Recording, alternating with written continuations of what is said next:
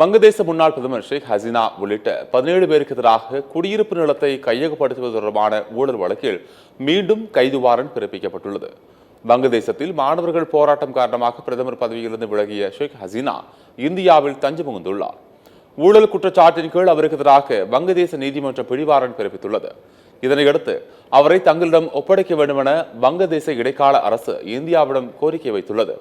இந்நிலையில் ஷேக் ஹசீனா மகன் சைமா வாஜித் புதுலு ஆகியோர் மீது அந்நாட்டின் ஊழல் தடுப்பு ஆணையம் சட்டவிரோதமாக குடியிருப்பு நிலத்தை கையகப்படுத்தியதற்காக குற்றம் சாட்டியது. இருவரும் தலைமறைவாக இருப்பதாக ஊழல் தடுப்பு ஆணையம் குற்றப்பத்திரிகை தாக்கல் செய்தது.